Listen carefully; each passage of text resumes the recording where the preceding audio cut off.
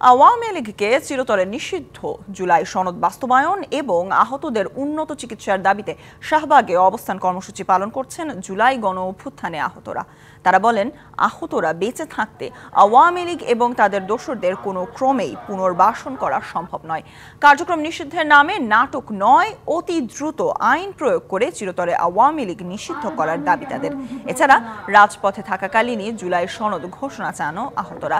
বলেন, তাদের চিকিৎসার নিশ্চয়তা দিতে স্বাস্থ্য মন্ত্রণালয়ের ঘোষণা এবং দ্রুত বাস্তবায়ন করতে হবে। কোন দলের ব্যানারে জুলাইকে হারিয়ে দিতে যেতে চান না বলেও জানান গণ অভ্যুত্থানে আহতরা।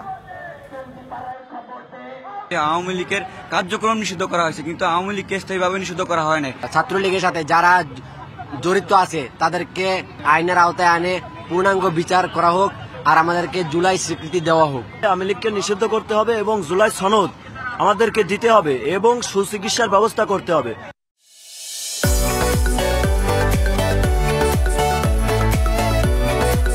আওয়ামী লীগকে স্থায়ীভাবে নিষিদ্ধ ও জুলাই আন্দোলনে আহতদের উন্নত চিকিৎসার দাবিতে শাহবাগে অবস্থান কর্মসূচি পালন করছেন জুলাই গণ অভ্যুত্থানে আহতরা। সেখান থেকে আরো খবর জানাতে আমাদের সাথে যুক্ত হচ্ছেন সহকর্মী মোহাইমিনুল খান অপু। অবস্থান কর্মসূচি থেকে স্পষ্ট কোনো দাবি আছে কিনা জুলাই যোদ্ধাদের, এ নিয়ে বিস্তারিত জানাবেন। স্বর্ণা, জুলাই যোদ্ধা যারা এখানে রয়েছেন, আহত যারা হয়েছিলেন, তারা স্পষ্টভাবে তিনটি দাবি তুলে ধরেছেন।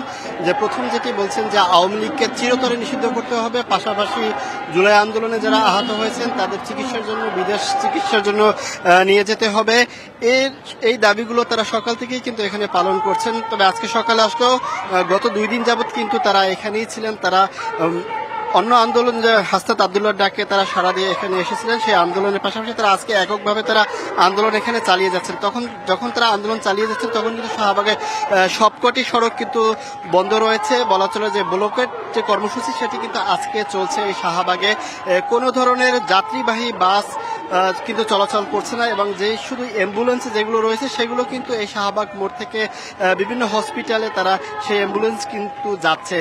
তবে আমরা তাদের সাথে কথা বলেছি, তারা যেটি বলছে যে আওয়ামী লীগকে একেবারে চিরতরে নিষিদ্ধ করতে হবে এবং পাশাপাশি তারা এখন যে চিকিৎসাটা পাচ্ছেন সেই চিকিৎসা সেবাটা তাদের জন্য যথেষ্ট নয়। তারা অনেকেই 8 থেকে 9 মাস ধরে হাসপাতালে থাকার পরও তারা সুস্থ হচ্ছেন না। অনেকে চোখ হারিয়েছেন, পঙ্গুত্ব বরণ করেছেন। তাদেরকে যেন উন্নত চিকিৎসার জন্য বিদেশ নিয়ে যাওয়া হয়, সেই বিষয়টি কিন্তু তারা জোরালোভাবে দাবি তুলছেন। তবে পুলিশের পক্ষ থেকে তাদের সাথে কিন্তু কয়েকবার আলোচনা করলেও আমরা তাদেরকে দেখতে পেয়েছি যে পুলিশকে তারা অনুরোধ করেছেন অন্তত আজকে তারা এখানে আন্দোলন করবেন, সেই বিষয়টি কিন্তু তারা পুলিশকে জোরালোভাবেই বলছেন এবং তাদেরকে অনুরোধ করছেন যে তাদেরকে এখান থেকে যেন উঠিয়ে না দেওয়া হয়। তবে এই আন্দোলনকে ঘিরে শাহবাগের সব সড়কগুলোই কিন্তু বন্ধ রয়েছে। তবে পুলিশের যে নিরাপত্তা ব্যবস্থা সেটি কিন্তু এখানে বৃদ্ধি করা হয়েছে।